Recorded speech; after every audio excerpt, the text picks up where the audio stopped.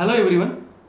किसी भी competitive examination को क्लियर करने के तीन तरीके होते हैं, जिसको अपन बोल सकते हैं कि 3 rule to clear NORCET 2023 examination.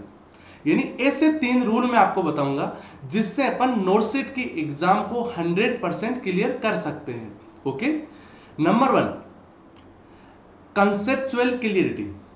अपन जो भी पढ़े सिलेबस के अकॉर्डिंग पढ़े, जो सिलेबस में दिया हुआ है उसको कभी छोड़े नहीं, और जो सिलेबस में नहीं दिया हुआ है उसको कभी पढ़े नहीं। दोस्तों, एग्जाम के अंदर जो अपना टाइम है वो बहुत ही इंपॉर्टेंट होता है।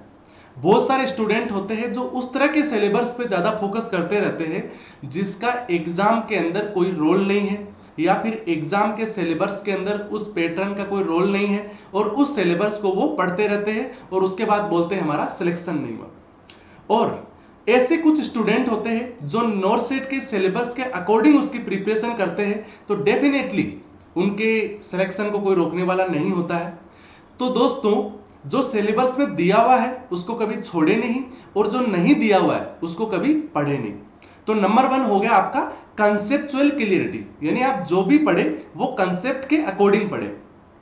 Okay, number 2, how to inter relate all this topics together. दोस्तों, जो भी सिलेबस दिया हुआ होता है उसके जो टॉपिक्स होते हैं, यूनिट्स होते हैं, वो एक दूसरे से इंटर रिलेट होती है।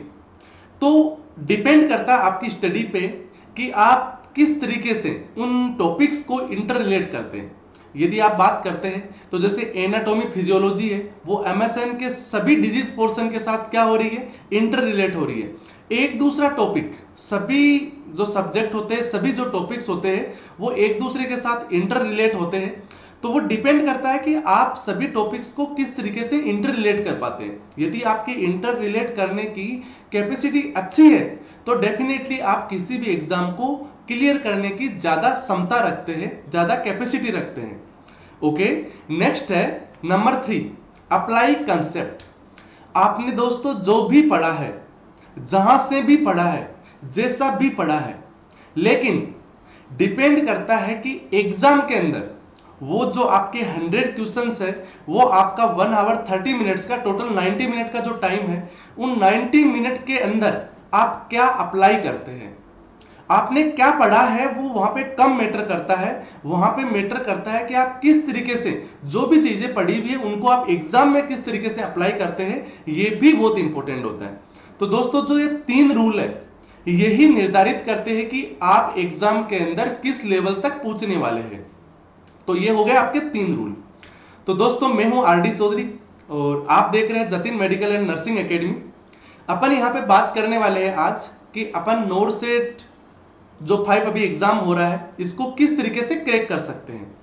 तो दोस्तों, हर बार जो एग्जाम होता है नोरसेट का, उसमें 200 एमसीक्यूज आते हैं और 3 आवर्स का वो पेपर होता है। बट इस बार जो पेपर का जो पैटर्न है और जो टाइम है, सिस्टम है, वो सारी की सारी चीजें हैं वो चेंज हो गई है। तो अपने को भी उनके साथ चेंज होने की जरूरत है। सक्सेसफुल स्टूडेंट या फिर सक्सेस स्टूडेंट वही है जो टाइम के साथ, समय के साथ चेंज हो जाता है। देखो, बहुत सारे स्टूडेंट हैं जो 2016, 17, 18 के अंदर पास आउट है और उस टाइम का सिलेबस, पैटर्न, सभी चीजें अलग होती है। और यदि वो स्टूडेंट आज चाहेगा कि मैं उसी पैटर्न को फॉलो करके पास हो जाऊं, या फिर बोल सकते हैं कि उस टाइम यदि मैं किसी कॉम्पिटिटिव एग्जाम्स का मैं कॉम्पिटिटर था तो मैं डेफिनेटली आज भी एग्जाम फाइट कर सकता हूं, तो ऐसा नहीं है। हर बार, प्रत्येक ईयर जो सिलेबस होता है, सिस्टम होता है, एग्जाम का पैटर्न होता है और जो कंपटीशन का लेवल होता है, ये सभी चीजें समय के साथ चेंज होती रहती है। और जो कंपटीटर समय के साथ चेंज हो जाते हैं वही एग्जाम को क्लियर कर पाते हैं। तो अभी जो एग्जाम का पैटर्न है वो 2 एग्जाम होगी इसकी, एक प्री और एक मेंस। 2 प्रकार की एग्जाम होगी। प्री के अंदर भी 100 एमसीक्यू आएंगे और जो मेन एग्जाम होगी उसके अंदर भी 100 एमसीक्यू आएंगे। जो प्री एग्जाम होगा उसको जो स्टूडेंट क्लियर करेंगे वही मेन एग्जाम के अंदर बैठ पाएंगे। उसका एक परसेंटेज का क्राइटेरिया है, जैसे जनरल और ईडब्ल्यूएस कैटेगरी के 50% है, और उसके ओबीसी के लिए 45% है, और एससी/एसटी के लिए उसके अंदर जो 40% है। ये जो क्राइटेरिया कंप्लीट करेंगे वो ही मेन एग्जाम के अंदर बैठ पाएंगे। और दूसरी चीज, मेन एग्जाम में भी जो क्वालिफाई करने वाले सभी स्टूडेंट नहीं बैठ पाएंगे, जितनी पोस्ट है उससे 5 गुना ज्यादा कैंडिडेट को मेन एग्जाम के अंदर बिठाया जाएगा। ओके, तो ये इसका पैटर्न है। कैसे पढ़े? तो दोस्तों मेन एग्जाम है उसके अंदर टोटली थ्योरेटिकल एमसीक्यूज आएंगे, और जो प्री एग्जाम के अंदर, और जो मेन एग्जाम होगा उसके अंदर सारे के सारे जो क्वेश्चंस होंगे वो प्रैक्टिकल बेस्ड आएंगे। एक तरीके से अपन बोल सकते हैं कि प्रैक्टिकल बेस्ड क्वेश्चन आएंगे। तो दोनों एग्जाम है वो डिफरेंट डिफरेंट पोर्शन है। तो अभी तो आप फर्स्ट एग्जाम के लिए यानी प्री एग्जाम के लिए प्रिपरेशन करें। Okay, best of luck for NORCET 2023 exam, या फिर बोल सकते हैं कि नोरसेट 5 एग्जाम। फिर मिलते हैं नेक्स्ट वीडियो के अंदर। आशा करता हूं आपको कुछ समझ में आया होगा, और यदि आपको अच्छा लगा है तो ये मेरा नया चैनल है आरडी चौधरी सर के नाम से, इस चैनल पे आप जरूर सब्सक्राइब कर ले। यहाँ पे भी बहुत अच्छी अच्छी वीडियोज है वो पोस्ट होती रहेगी। Thank you.